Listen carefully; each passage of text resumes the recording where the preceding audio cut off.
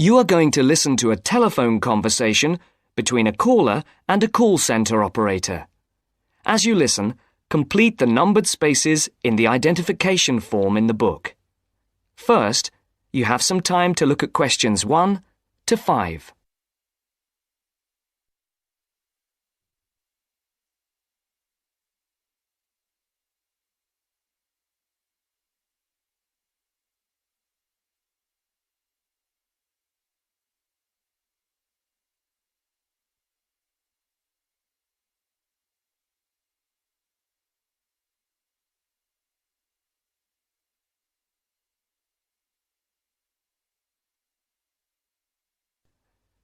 You should answer the questions as you listen, because you will not hear the recording a second time.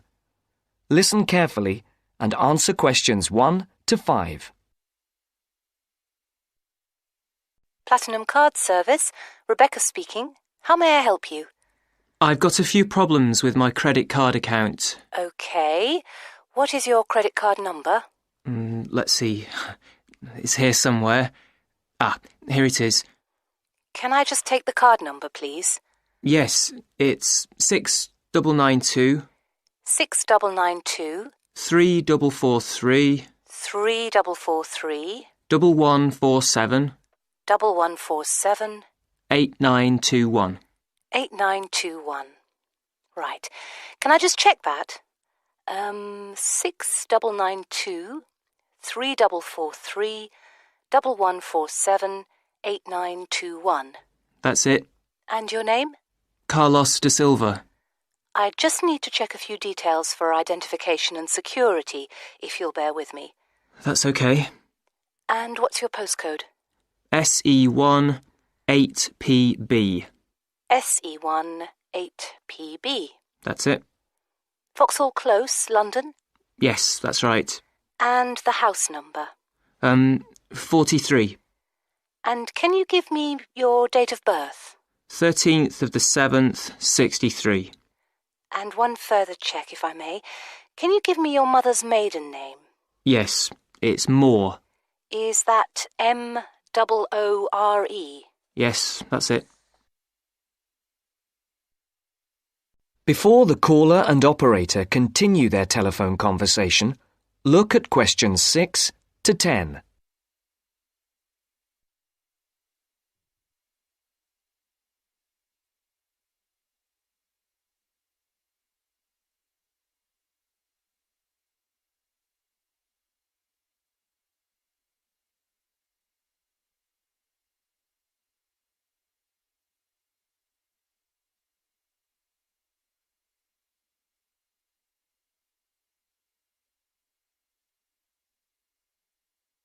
Now listen to the next part of the conversation and answer questions 6 to 10. For these questions, there are 3 alternatives: A, B, and C. Decide which alternative is the most suitable answer and circle the correct letter. Yes. Now, can we get on with this? Yes, sir, certainly. I'm sure you'll appreciate that all these checks are necessary for security reasons. So, what exactly is the problem? Problems? Okay. Well, first, your computer seems to have gone mad. I sent you £500 and on the statement for the account it shows that I only paid £300. Yes. The account does only show £300 was paid. Well, I paid the £500 in at the bank and I have my receipt, and my bank statement shows that £500 has been taken from my account. Oh, I see. What I'll do is check with the bank and see what they say. OK. You said there was something else? Yes, as if that wasn't enough. My account shows that £107.27 was paid to a company called Pan Express. I don't know who this is. Let's have a look. Well, it is genuine. I can assure you it's not mine. It was made on the evening of the 12th of May. Maybe it's a restaurant bill you forgot about? There's no way that... Oh, wait, hold on. Yes. Oh, it's okay. I've just realised what it is. It is a restaurant bill. The name of the company is different from the name of the restaurant. My mistake. I'm sorry. That's okay. Was there anything else? I don't know if I dare. What is it anyway? Well, it's, the amount of interest seems to have gone up. If you look at your statement for April, you'll see that the rate went down from 16.27% to 14.99% that month. Oh, yes, you're right. Was that everything? Yes, basically it is. Okay. And can you check my payment? Oh yes, I'll do it. Can I phone you back? I'll be at home for the next 2 hours. I have to leave at 11. Right. What's your number? 020 7989 7182. Hold on. 020 7979? No, it's 7989 and then 7182. So it's 020 7989 7182. Yes, that's it. Okay, I'll phone you straight back.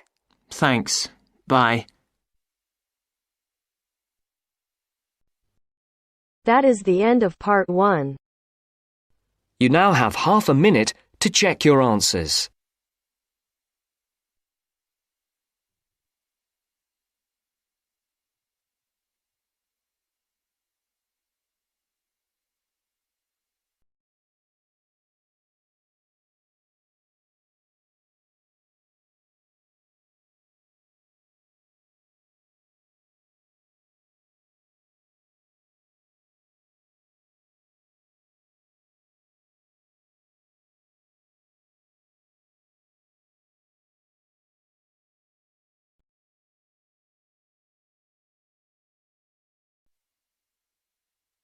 Now turns to part 2.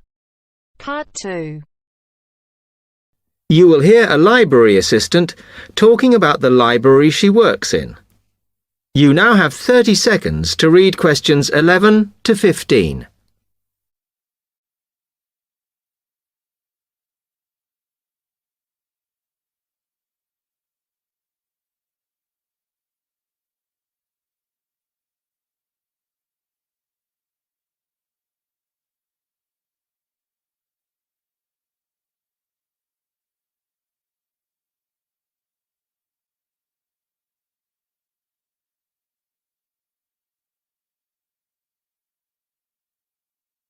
Hi, can I help you?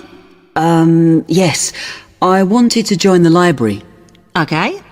First of all, let me show you round the library and explain a few things for you. Okay, now we're here at the main entrance. You can see the reception, which is where you bring back and take out books. And also, we can order books and answer your questions there. Next to the reception, where you can see those old desks, is where we keep the magazines, because you can sit down and read there. They're divided into sections for sciences, geography, arts, etc. Then, at the back of the library, you can see the section for old books. Next to that is where the books proper start. That used to be the science section, but now on those shelves you'll find the art section. We had a big reorganisation in the summer, which I think has made it clearer.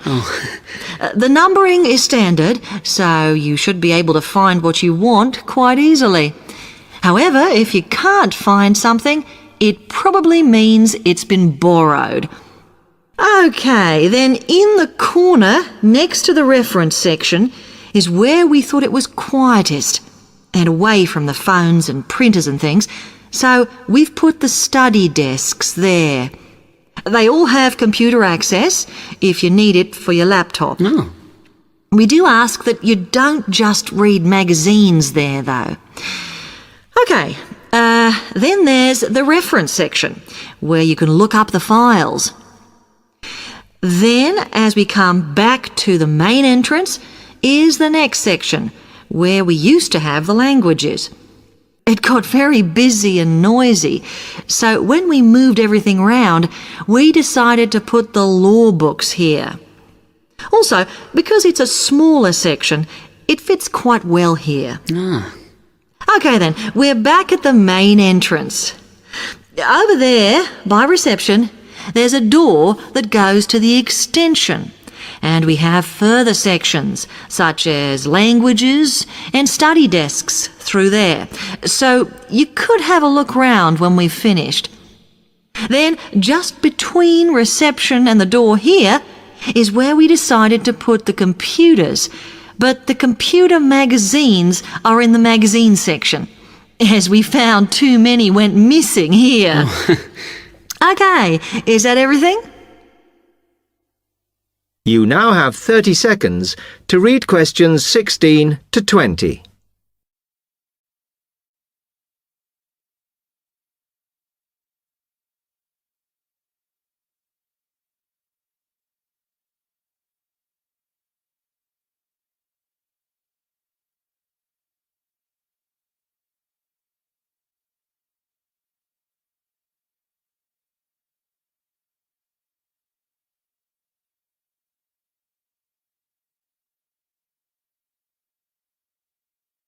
That's great, thanks.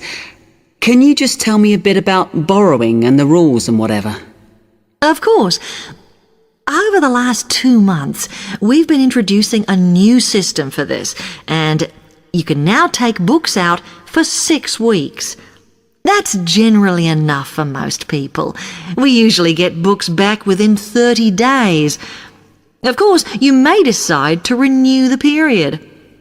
You used to have to come in to get the book stamped because we don't like doing it over the phone, as there's no record of it. But now you can do all that via email. If you do forget to renew, then we do make a charge, I'm afraid. That helps our costs, of course, but we do insist on it. The good news is that there is only one charge. I know some libraries charge £1 for 1 week and then it goes up with each week it's late. We ask for £1.50 as we think that's high enough to stop people being overdue. The other thing you may want to know is what you do about books that are not on the shelves. We do have a system for reserving them. All you have to do is fill in a yellow form behind those blue ones on the desk and give it to someone at reception. We'll let you know when it comes in. Also, sometimes you will need a journal article that we don't have but can get from other libraries. So we offer an ordering service if you need it. Now, if you'd like to fill in this form here.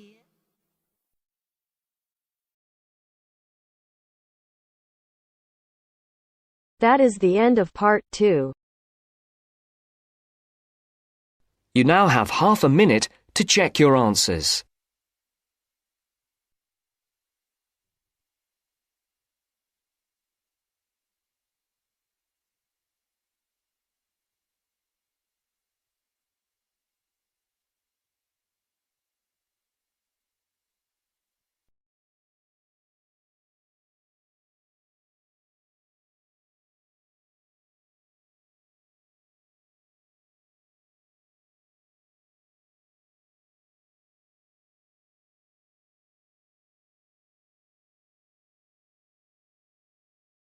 Now turns to part 3.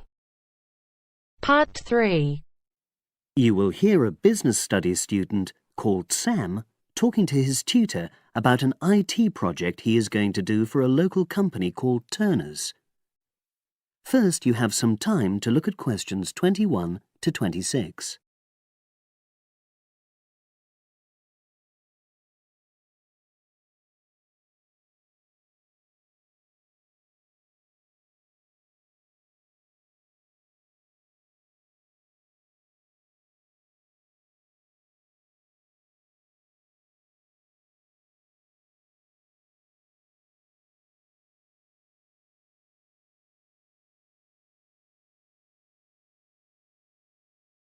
Now listen and answer questions 21 to 26.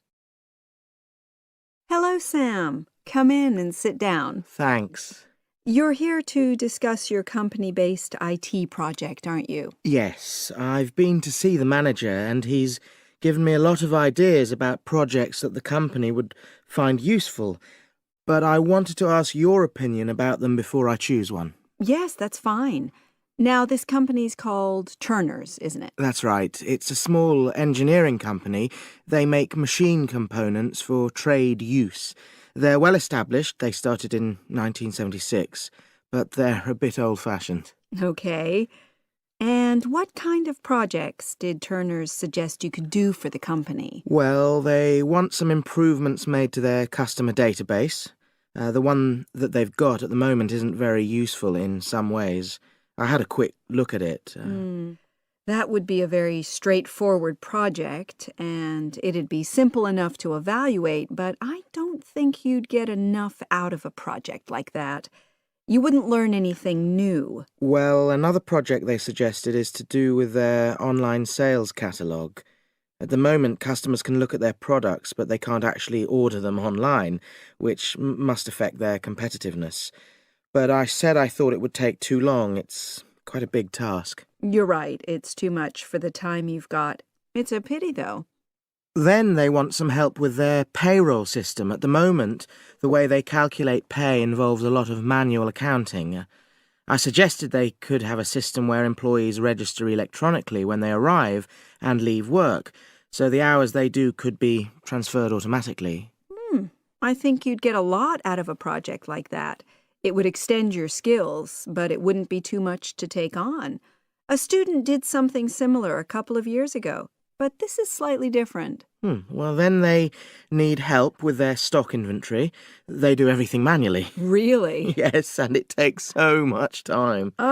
It's probably very inaccurate, too. An electronic inventory would probably be the biggest single benefit for the company. I'm surprised they haven't had it done before. I know. Then they wanted to improve their internal security. The manager had visited other companies where the staff use swipe cards to access various areas of the building. It sounded useful, but the trouble is I'm not really sure how to do it. Well, I think you're right in that assessment. At the moment, it's probably a bit beyond your level of knowledge. Is that all? Just one more. Customer service. They want to be able to collect feedback from their customers in a more systematic way. At the moment, it's a bit of a mess, and they probably lose business as a result. Would that involve you going to see customers at their own premises? Because in that case, you might have to do a fair amount of traveling, and that would incur expenses that haven't been agreed with these companies. I never thought of that. Well, it might not be a problem, but it's something that needs clarifying. Well, I hope that's been helpful in narrowing down the options. Yes, it has, thanks. I'll be able to make a decision now. But while I'm here, can I talk to you about coursework? Sure. Now you have some time to look at questions 27 to 30.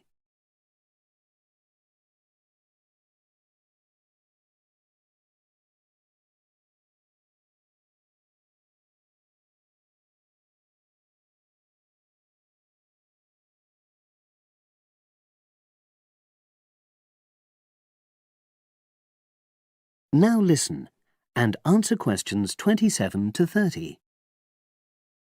I'm not very happy about the way our group assignment is working. There are some problems. Oh, dear. Are people just not getting on with each other? That's the worst thing. Actually, we're all friends. It's not that. But when we're having a discussion about the assignment, one or two people end up doing all the talking and the rest don't say anything. It's a bit frustrating because we need plenty of debate. Well, that's a common observation. You're studying in a group with people from all over the world, and you all have your own ways of participating. In some places, students are more used to listening than talking, and vice versa. I suppose you're right. I'll try to remember that. Does everyone pull their weight as far as sharing the workload is concerned? I'd say they do, yes. And our group elected a leader. She's very good at making sure no one's overloaded. But personally, I feel that there are just too many of us in the group. Whenever we try to arrange a meeting, there's always at least one person who can't make it. It's not anyone's fault, it's just that we've all got slightly different timetables. Well, I'm glad you've talked to me about it. Feedback is always useful. Is there anything else you're concerned about? There are a couple of problems with lecturers that all the students are talking about. Last semester we had negative feedback about the way lectures were organized. There were several occasions when the wrong room had been booked or the same room had been booked twice, that sort of thing. Is that still a problem?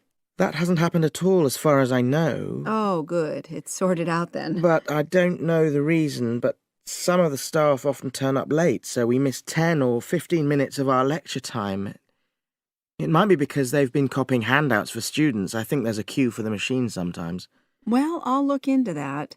Thank you for telling me. Anything else? The other thing is that it can be very difficult to get to see a lecturer individually. They're all very supportive and friendly when you do manage to find them, but often they're not in their office, even at times when they're meant to be available for consultation. Okay, that's helpful.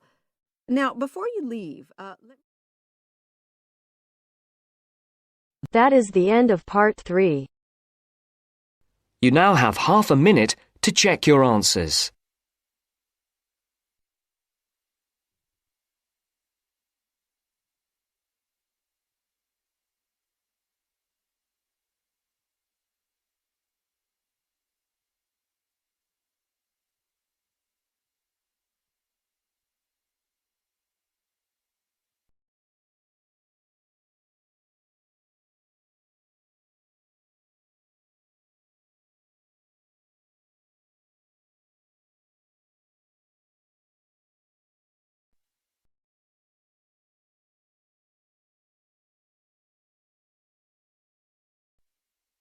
Now turns to part 4.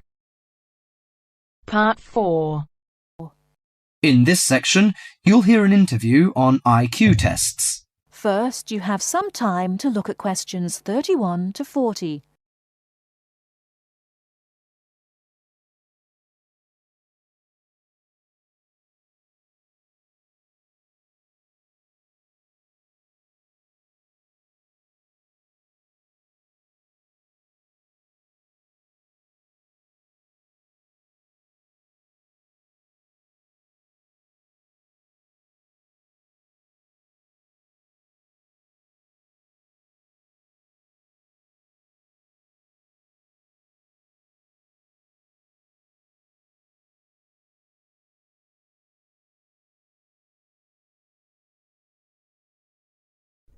Now, listen carefully and answer questions 31 to 40.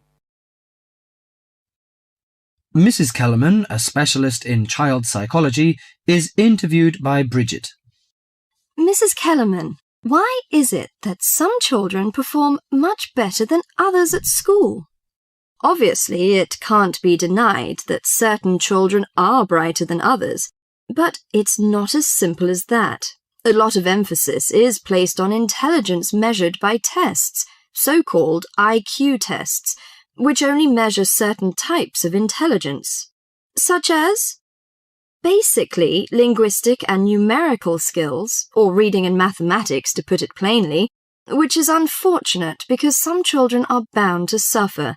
A good example was a friend of mine's son who was kept out of the top class at school because of his average IQ. That's around 100.